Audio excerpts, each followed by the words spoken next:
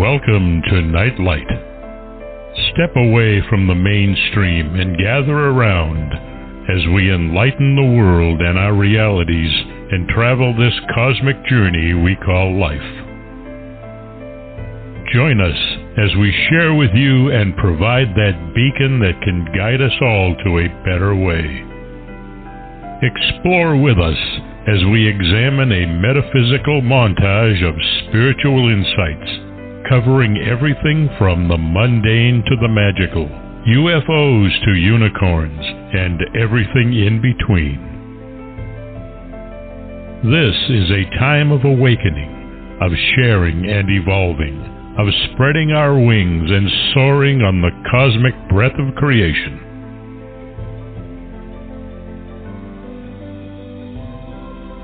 Come and join with other light-minded spirits as we weave our lights together to seek understanding, enlightenment, and, with a little luck, some wisdom. This is Nightlight, a reminder that you are never alone.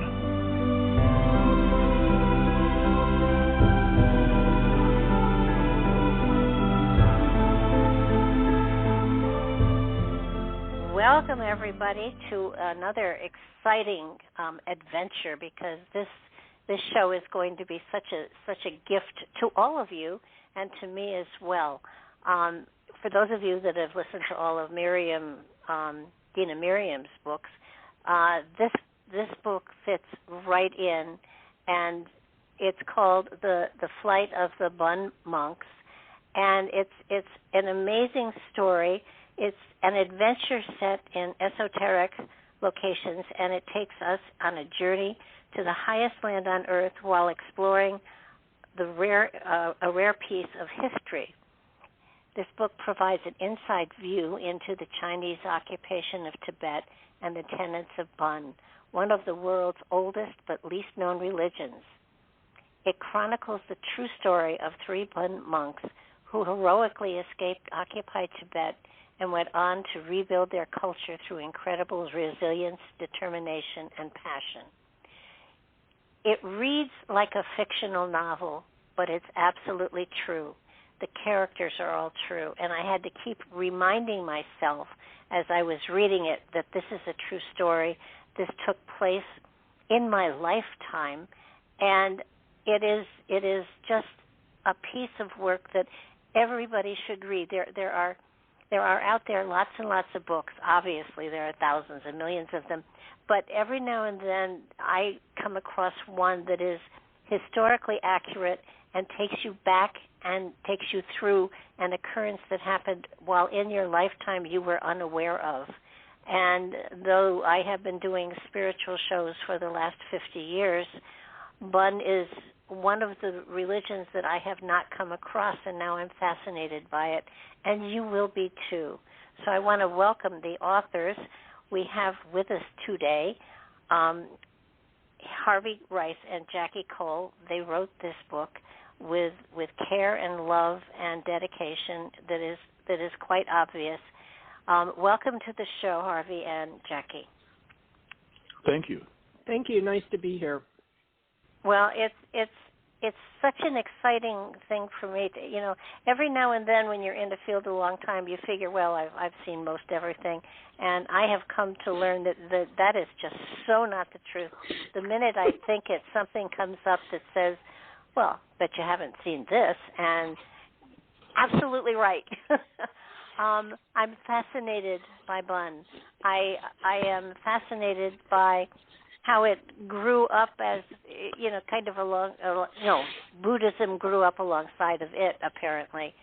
And I am fascinated by the fact that this incredible story was written, that took place in my lifetime. And, I mean, your main characters, hadn't seen cars, hadn't seen airplanes, hadn't seen, they were so isolated because of their where they lived in Tibet, that at first I thought, okay, we're going way back in history here, but that wasn't the case. I mean, they were so isolated that when they were introduced to technology and stuff, they were amazing. But early on, they were trying to rebuild temples and stuff and recopy ancient texts. And I mean, it reminded me. It kind of took me back to, oh my gosh, the burning of the library at Alexandria, where they were trying to preserve their history and their philosophies. And then growing up right next to, with Buddhism coming in, they still struggled for their independence. And it's an amazing story. What prompted you to write this amazing book?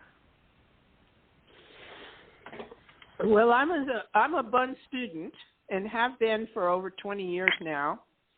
And whenever you have a teaching from a Bund monk or lama or geshe, then they always start the teaching with who they are, what their lineage is, who taught them this, and where they got the transmissions from.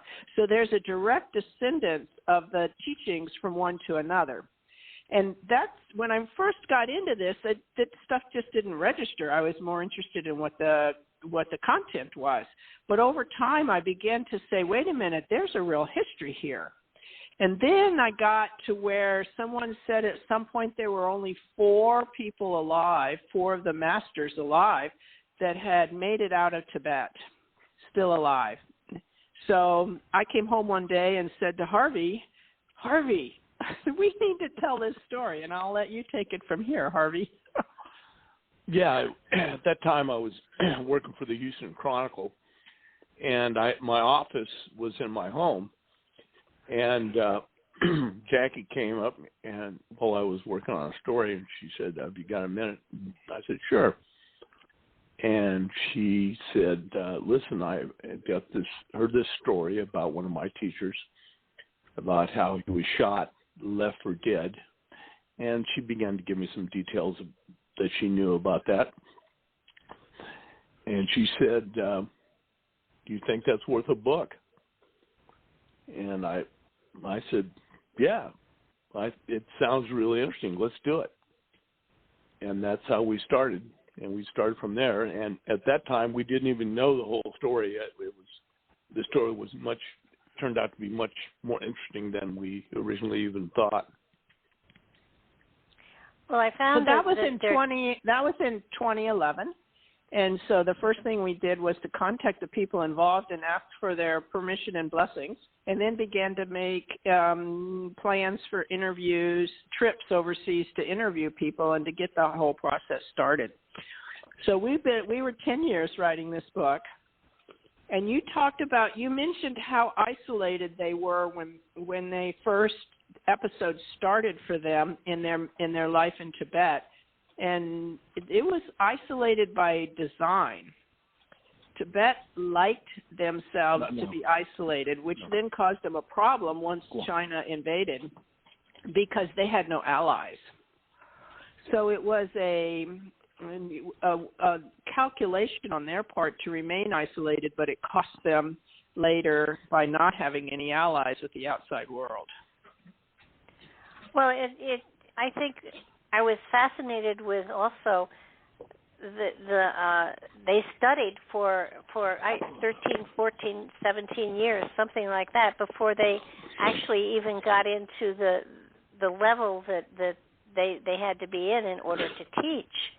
And the philosophy of the religion itself feels so spiritual, so pure, and because it's been preserved so meticulously, and they had copied a lot of the when the Chinese came in and destroyed a lot of the monasteries, they were copying the texts and trying to retrieve their history, and it was amazing the dedication that they had to copy these works by hand.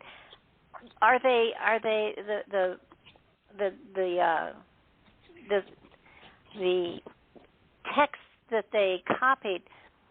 It's not like books of the Bible, but are they philosophical texts that they were copying to retrieve and bring back? They were copying texts from the original religion that had been written down, the Bun religion that had been written down. And there's a whole, it's called the Conjure, and it's a whole set of books that describes different practices. The Bun religion is really a religion that incorporates practices for the body, speech, and mind. And so they have practices to help people when they need healing, when they need good weather for their crops. And they also have a whole curriculum of training your mind so that you can realize your true inner nature and your true self. And that's when you can stay there, when you realize that and can live there, that's enlightenment. So absolutely. It's a religion that is, and it's very earth-based. So it's not just intellectual. It has the practices, like I said, for body, speech, and mind. And so what they were trying to do was Samson Karmé and Sanjit Tenzin carried a bunch of texts out over the Himalayas. But what they were trying to do was reprint those and make more copies and also find ones that they were missing.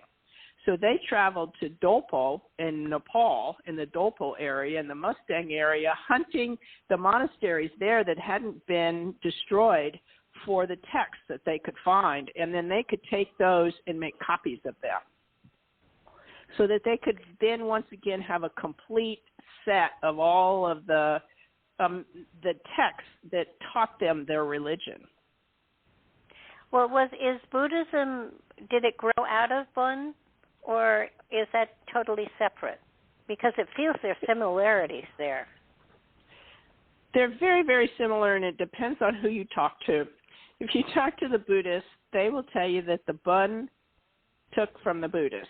And if you talk to the Bun, of course, say they were there first, and therefore the Buddhists amalgamated their teachings to match the religion that was already there.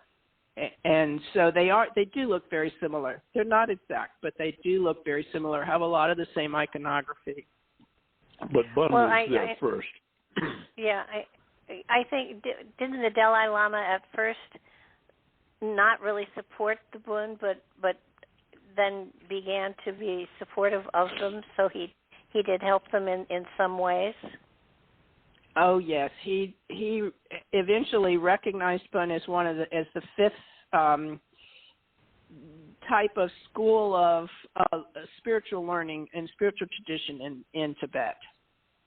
When originally, when David Snellgrove, he met the three monks who are the main characters in our book, and he had to ask permission from the Dalai Lama to take them to London, as he wanted to do as part of the program under the Rockefeller grant. And the Dalai Lama said, "Well, why are you taking? Why don't you take Buddhists?" And he was not happy about that. But over time, once he met the three Bonpos, and eventually he came to support them, and while they were in London, Tenzin wrote him letters, and the Dalai Lama promised his support to try to help them as they tried to reestablish the religion in India. Well, I think what people have to understand is, this happened in our time frame here, but these people, these wonderful spiritual people, came from a time and a place where they didn't even know how to use a knife and fork and spoon. Where when they finally had, I loved it when they finally had English clothes made for them. One of them figured, the zipper belonged in the back of the men's pants, and he wore his pants backwards for a little bit. I thought How sweet. I mean, they're such a gentle group of people. I can see how they definitely could have been totally wiped out. There were apparently, I mean, one of the things that they promised to do, and you know, is to not kill another thing or another person. So that I think there were certain monks that were allowed to be violent if they had to defend themselves. But it is they came from such an amazing culture that was a time out of time almost. They were living in a time where I guess I've seen pictures of the Himalayas and you know, I know how isolate they can be, but they came from a time that was probably a far gentler time than the time that they were dragged into because of the army coming in and trying to wipe them out. And is the Chinese army trying to wipe out the Buddhists as well as the Bon? Oh, yeah. They didn't distinguish between Buddhists and Bon in any way. They wanted to wipe out all, because the monasteries were connected to the government, and so the monasteries were connected to the government, and so they had to wipe out the monasteries in order to overcome the government. Well, and you know, when we talk about a simple time, some of these monasteries had thousands of monks in them. I mean, it's not a little teeny little cluster. There were huge numbers of the Bon monks there, and the Buddhists as well. And what it breaks your heart when you realize that in your own time frame, there are parts of the humanity that are literally trying to obliterate some of the sweetest parts of a spiritual concept that is out there. These were gentle people who you know, were just so generous and kind. And when you hear the stories of soldiers, you know, no man left behind and all of that, these went above and beyond. And you know, there were areas where one woman, her husband had died, and so the two brothers took care of her and her children, and they found out where she was, and they escaped, and they went back for her and got her and the children and brought them out. I mean, the dedication and the connections that these people have is a testimony to the spiritual connection that they grew up and were a part of. That is a shame it isn't more out there today. Yes, and the incident you're talking about, the two brothers, as was traditional in Tibet, they shared a wife. So polyandry was quite common in Tibet, for especially among the poorer classes, and they actually crossed the Himalayas twice because they escaped, which was an arduous escape, crossing the Himalayas, and then they heard from other refugees where their wife was, so then they crossed back over the Himalayas. I mean, if you can just imagine, it's so difficult. Such a difficult journey to cross the Himalayas, but to do it twice, well, actually, you 3 times, because they had to go back, get their wife, and then they ended up as guides for Tenzin and his party, and crossed again for the 3rd time. It's really phenomenal. Do you think? And I wanted to also address, you talked about how gentle they were, and I think one of the things that attracts us to this religion is the example that is set by our teachers. And they are incredibly gentle people. The Tibetans are human, so there's all kinds of Tibetans, just like there are all kinds of us. And so not everyone is as kind and as gentle as our teachers are. But they were extraordinary, and they were extraordinary not only for their kindness and gentleness, but for their resilience and determination and devotion, and their devotion to their religion and to each other, to their country. It's just a remarkable story about how they just persevered and their survival. Their journey through, we talk about, through the Himalayas and everybody, real tall mountains. Well, they experienced frostbite and they experienced all sorts of horrible things, and they would lop off a finger or a toe so that it didn't become gangrenous, it was nothing for them to have to cut off a digit or a toe or something because it had been frozen and they couldn't unfreeze it. I mean, it was the hardship that they incurred and the starvation that they went through. And usually the Bon monks would make sure everybody else ate before they did, and I mean, such gentle souls. I mean, holy cow! You don't see it today. You just don't see it today in current times here. And when I think of how the I don't know I can't remember what they were called, but the thing they wore when they were going through the snow that protected them, literally. Oh, they're chupas. They're big coats. I'm not sure I could walk in one, much less trudge across a mountain. But they did it with such grace and dignity. And again, this is a true story. The main character, as we spoke earlier, is still alive. He's in his 90s. And 99, lives in Kathmandu. Wow. That's true. And it's also true that a lot of refugees who tried to cross the Himalayas didn't make it, and their bodies are still there, frozen. I mean, they froze to death, they starved to death, they fell down crevasses, and all kinds of terrible things happened to them. And it's quite common for people escaping to see the bodies of people that didn't make it as they're trudging through the mountains.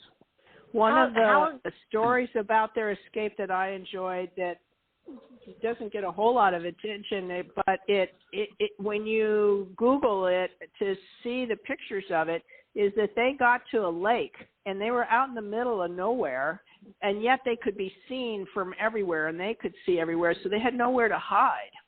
But the wind had splashed up onto the shore these great chunks of ice that made igloos, and I couldn't really figure it out until because I don't live in the north, until I started looking for images of lake-produced ice caves from the waves. And they're very dangerous because they can fall at any time.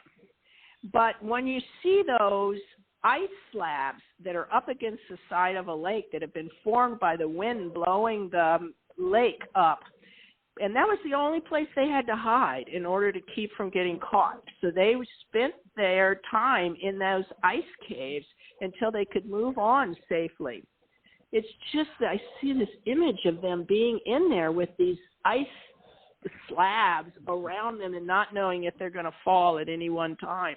It's amazing. It's just amazing. Well, the other thing, when they were escaping, they had to cross a huge river, and they were really worried about how were they going to get across it because they had no way of, floating across or anything. And at one point they came to what appeared to be a lake that wasn't. It was the river. It was almost as though Spirit was saying, "Here, it's okay.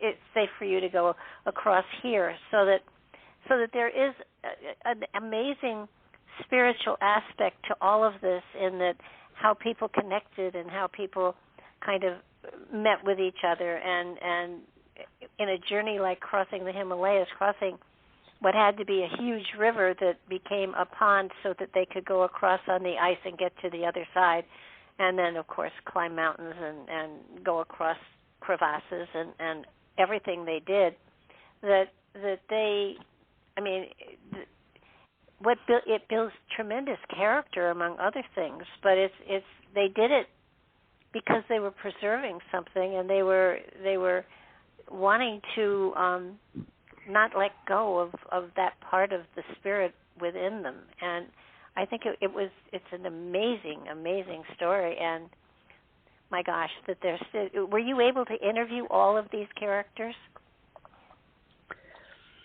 Harvey? Yeah, the three main characters, yes. We interviewed all of them. And some of the ancillary characters as well. We did not, of course, John Ford was not, who was the main character of the chapter of the invasion in eastern Tibet. He was passed by the time we started writing that, so we got a lot of that information from history books and from his own autobiography. And then some of the other minor characters in the history we had to get from history books, but most of the people that are in the book, we were very fortunate to be able to interview before they passed or they are still alive. I think one of the really fascinating pieces was that they saved some reliquaries, some of the holy symbols that they had in one of their temples. They were able to get them out of wherever the temple was. It was the main temple, and they hid them in a cave, and that they were moved a couple of times and then hidden, and it was 20 years later he went back to find them, and he found them. Yes. He almost, at first he sent a friend of his to look for them, and the friend went in the cave, and he didn't see anything in the cave. So Dr. Lama went himself, and he went to the cave, and there was nothing there. So he started removing some of the cave floor, which was covered in animal dung, and all the relic, and there was some golden candle holders and a number of items in the cave, and they had been covered up with all this animal dung, and which really saved them from being stolen by robbers or whoever might have chanced on the cave. And he dug through that, and he found them and rescued them. And now they are in Menri Monastery, which was the seat of the Bon religion. That's the mother monastery, which has now been superseded by the Menri Monastery in India, which was founded by Tenzin, or the primary character in the book. And he essentially refounded the religion in India, and that's where Go ahead. No, I was just going to say, I think that's another part of the story that I think people will be amazed at, the fact that when the Dalai Lama left, that the Bon people who followed him left with him. I mean, they traveled, they left as well. And here, if a church goes down, they find another church. But that's not the case here, because the priests and the lamas and all of the higher echelons, they have a significance to them. One wonders, if the Pope decided to desert Rome, would a whole bunch of Catholics follow him wherever he went? Probably not. But these people believed so deeply in the sanctity, the spirituality, the wisdom that is held by the leader of the religion, that they would up and follow them to wherever they went. It's an amazing story, and they redid a community. They got I think they bought community. The last monastery that was built by Tenzin, that there's a community connected to it where people have sort of migrated back to be a part of the Bon community. Yes, they bought land in India, and he started a monastery there as well as the village. Actually, the village came first. If you look at the hierarchy of needs, you have to have a place to live and food to eat and a sense of well-being. And once he got that established, and the Bon felt like they could be among themselves and be recognized and feel comfortable, then they started rebuilding the monastery and getting the religious leaders that they needed to make sure that there was the community reestablished. And so that was done in India, and then 25 years later, he founded the monastery in Nepal, in Kathmandu. So there's two major monasteries outside of Tibet and in the Bon religion, as well as other Tibetan religions, the monasteries are mostly schools. They're universities. So just like in a university here, once you graduate, unless you stay on to teach or in administration, you're sent out into the world to make your way. And so that's one of the reasons that so many of us who are fortunate to have found Bon because they came to us from teachers who graduated from that school in that monastery in India and then came out into the world to let other people know about Bon.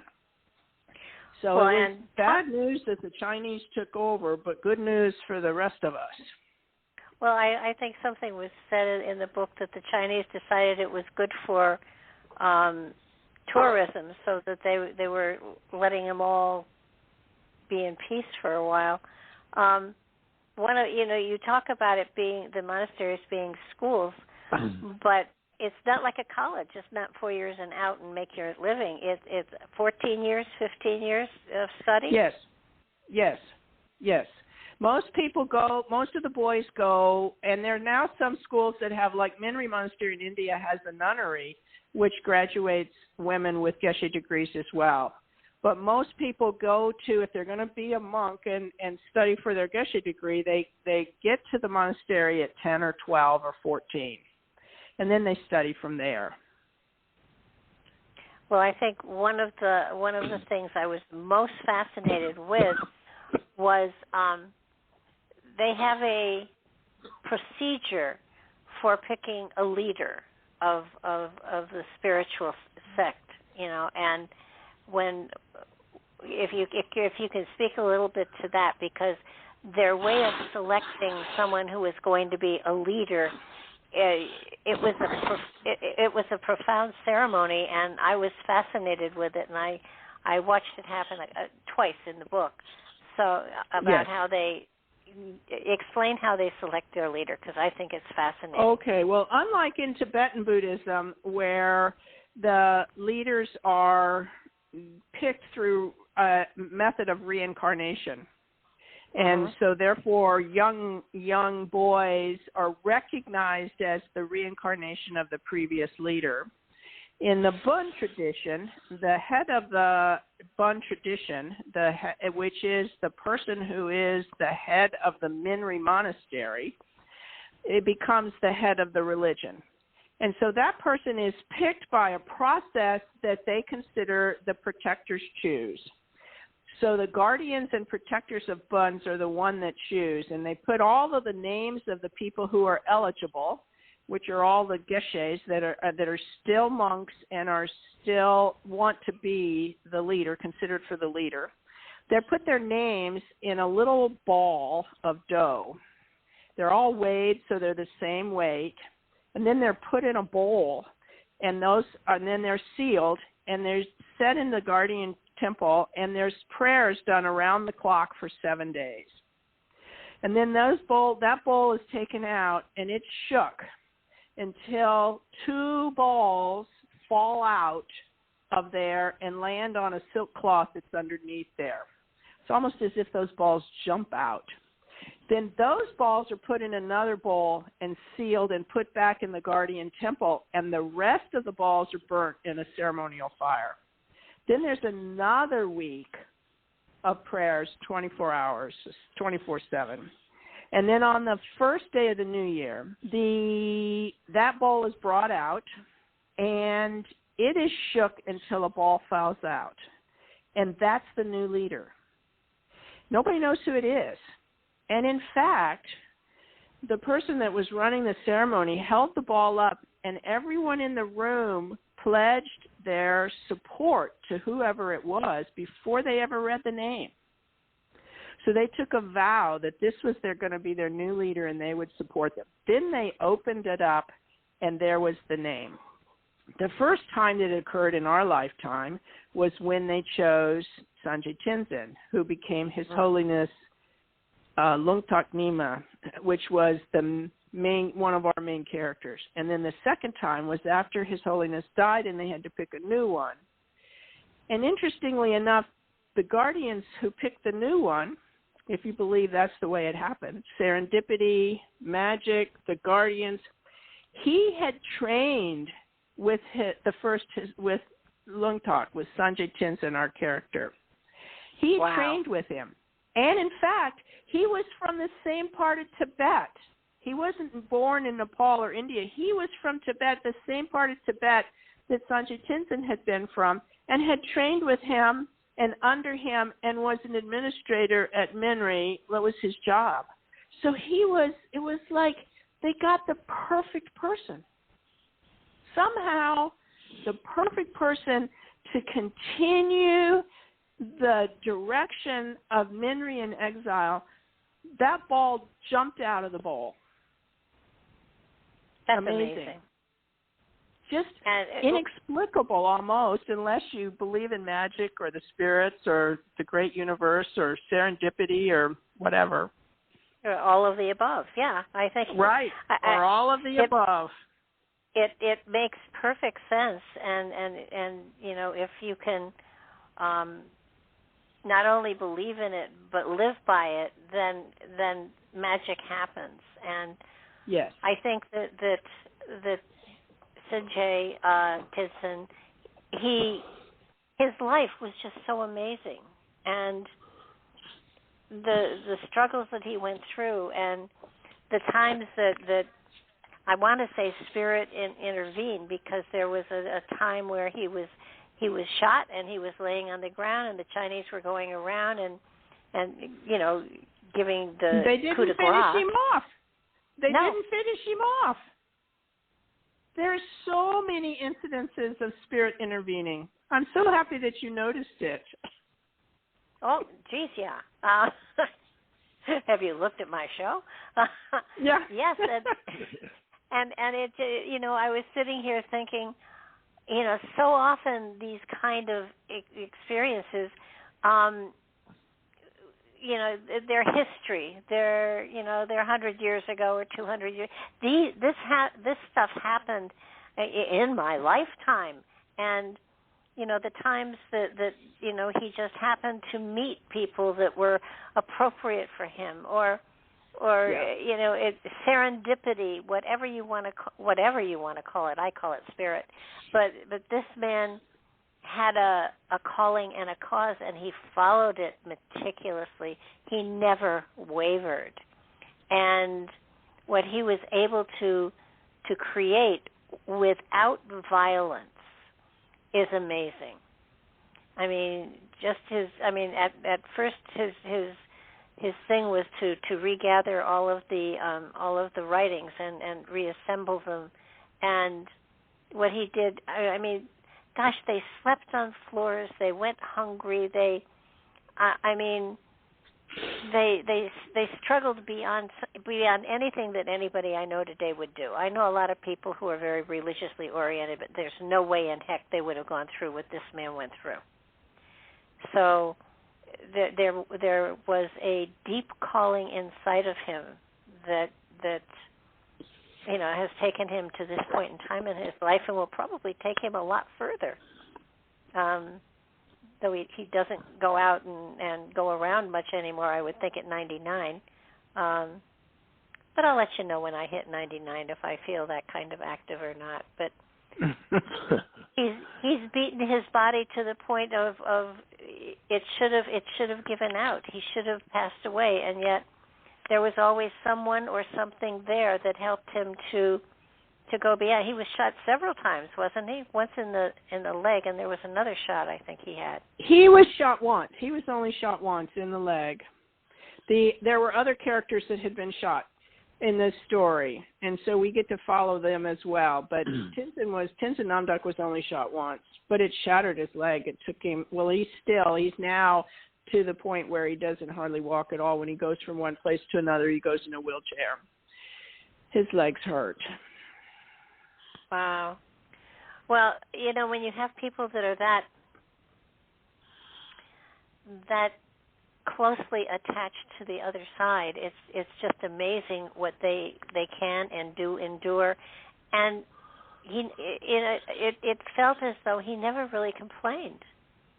No. And if you had a chance to meet him now, you'd know too. He'd never complained.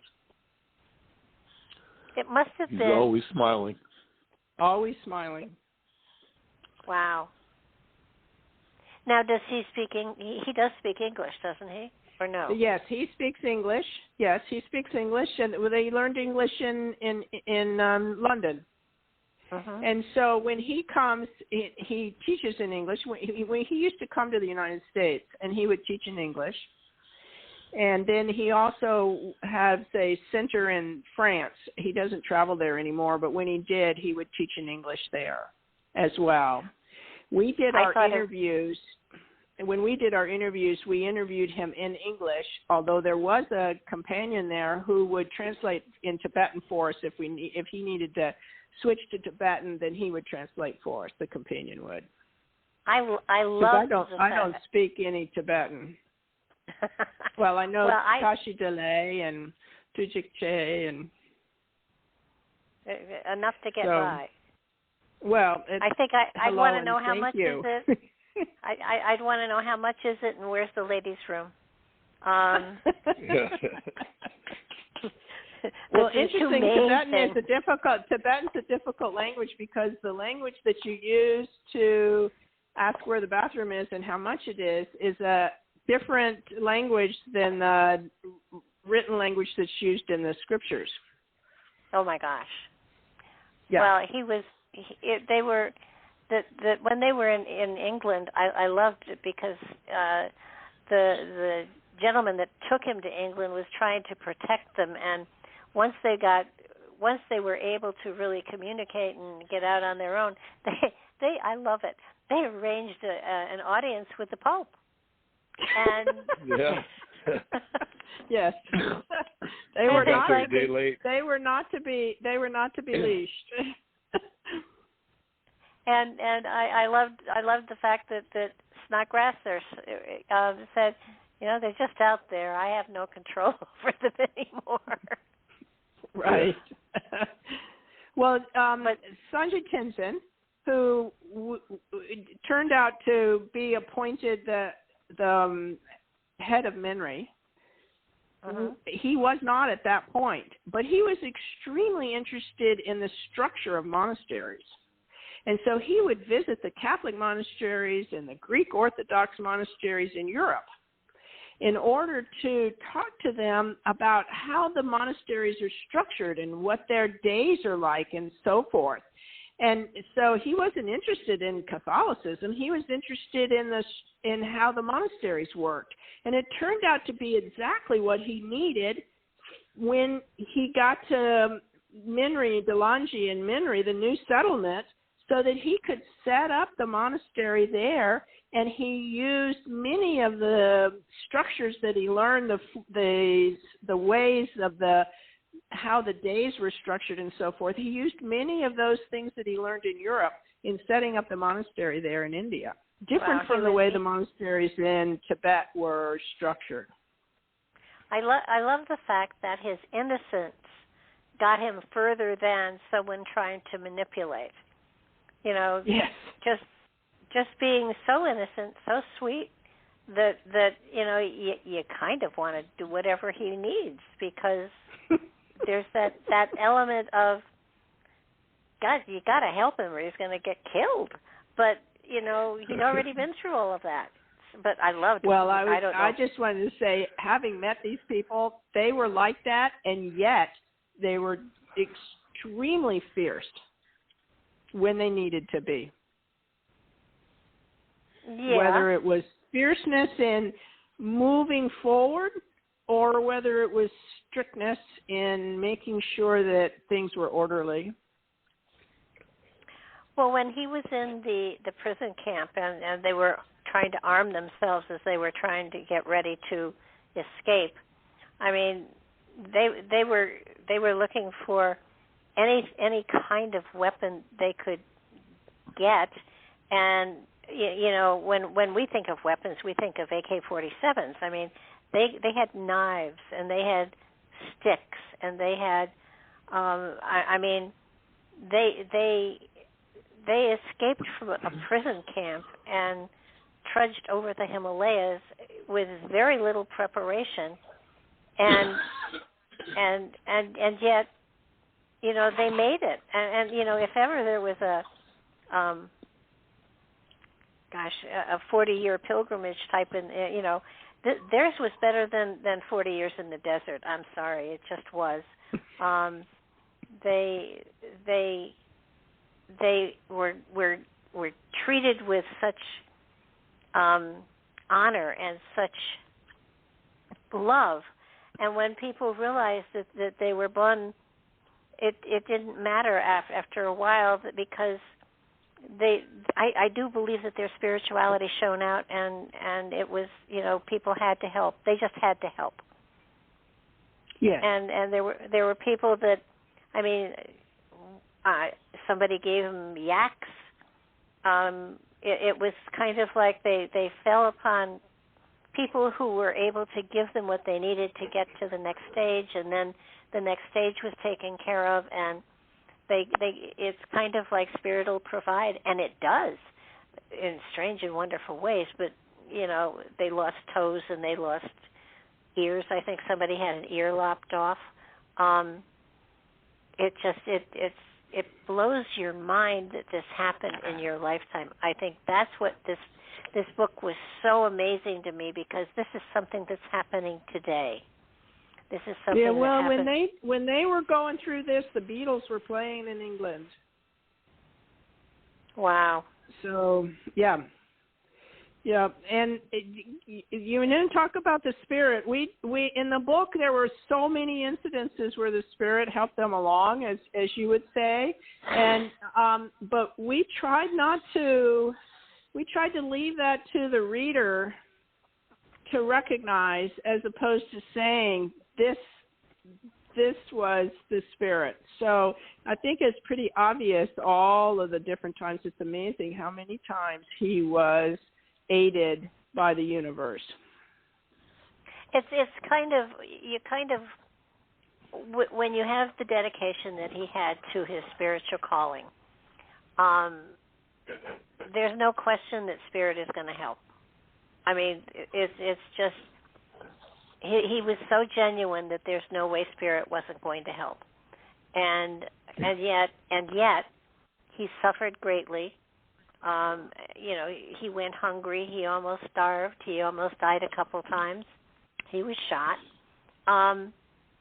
and yet there is such a peaceful feeling to him at the end of the book, even, that it's just, you know, this is what I needed to do, and this is the result.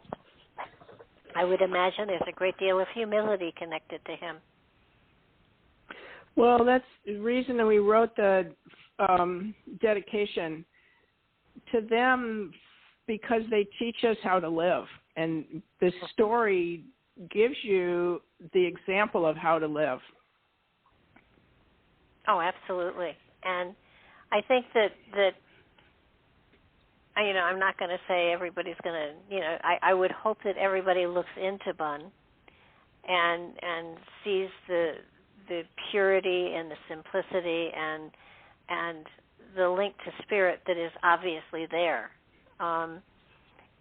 to me, it's more obvious that the spirit is there than when you look at huge cathedrals and stuff like that with huge reliquaries on the altars and everything like that. Bun feels to me as though it keeps spirit where it belongs, and isn't great and massive and spending money in places where it's inappropriate. It feels as though it's sharing it with the people that need it the most, and that's a better definition of religion than is out there today. I'm not knocking any religion. I think I believe in all of them, but this one is very special, and I do want to thank you for writing this book, because it really brought to the fore that the innocence of spirit can do so much if it's truly a part of that is integrated into your soul and your life. And with him, it definitely was, and there was never any doubt. It was kind of like, of course I'll do what I can do. I don't think he ever said, I doubt it. I don't think he ever said, well, that's impossible. He just started working on stuff, and it happened. He collected, he collected the manuscripts and pulled them together, and then you have to get them printed, and then you fall into a place where they can be printed. And he were they able to get the complete set of the books of the text rescued?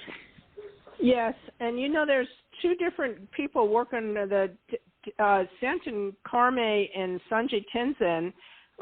Those two were working on the print press, and Tenzin Namdak was in Kathmandu, and they had met very briefly in Tibet when at one of the monasteries, but they were not united in the program to get everything going again till they went to London together. So it was. Go ahead. Well, didn't the Dalai Lama send one of the Buddhist monks as well with that group of guys that went to England?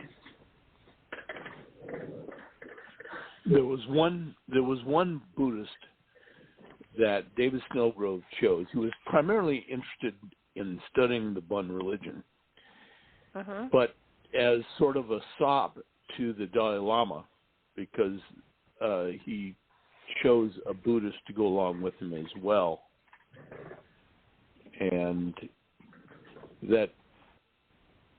when they in London, he turned out to be unhappy, and did not like living in London, and did not get along well with the other monks, and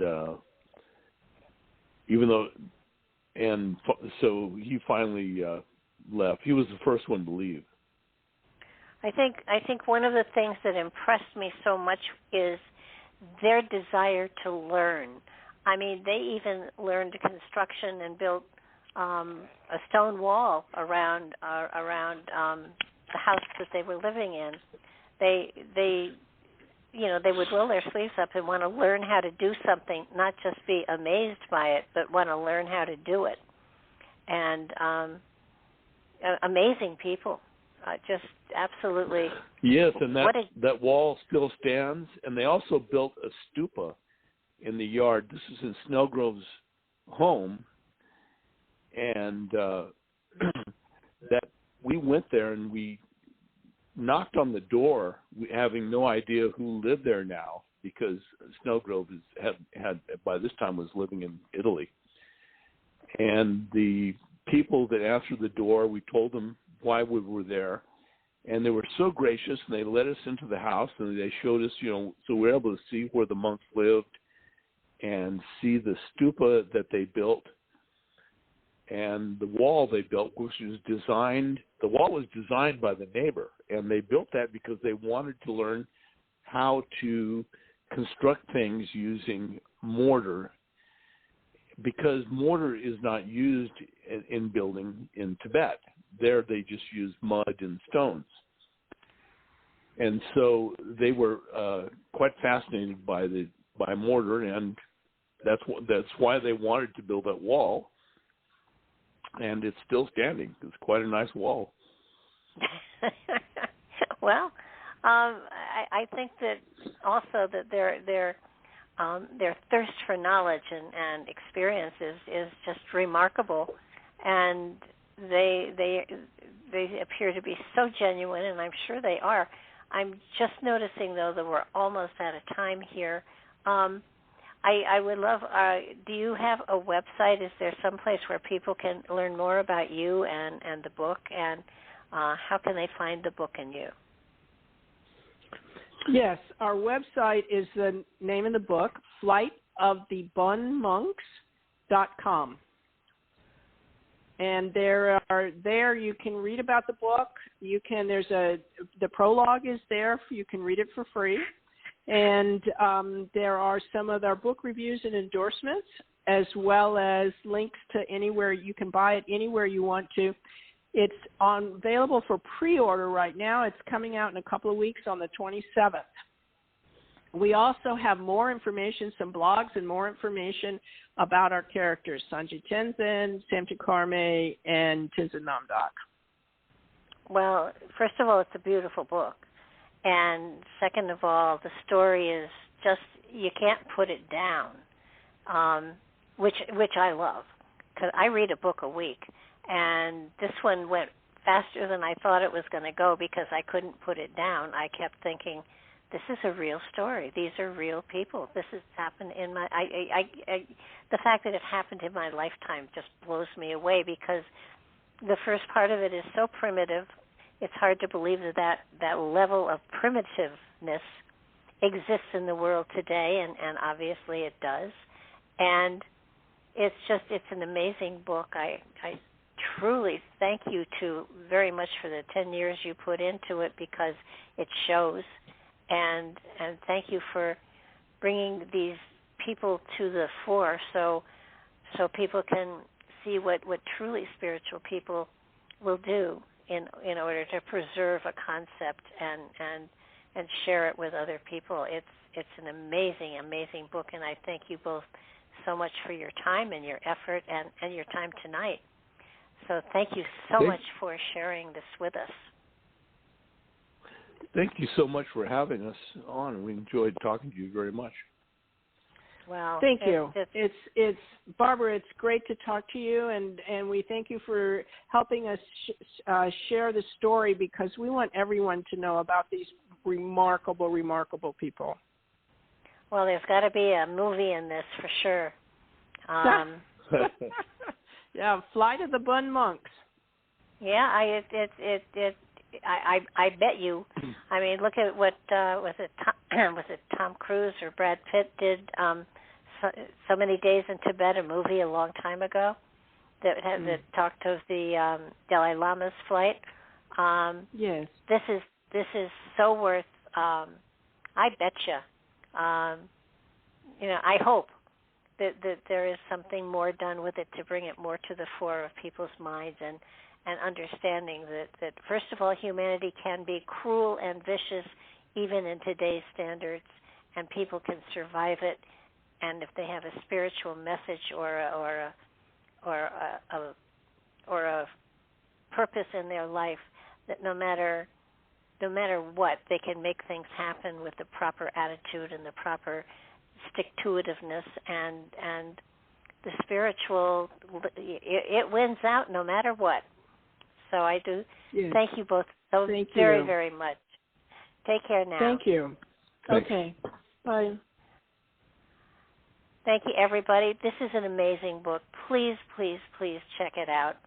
I had the good fortune of reading it, and it comes out, I think, on the 27th. She said it's worth ordering ahead.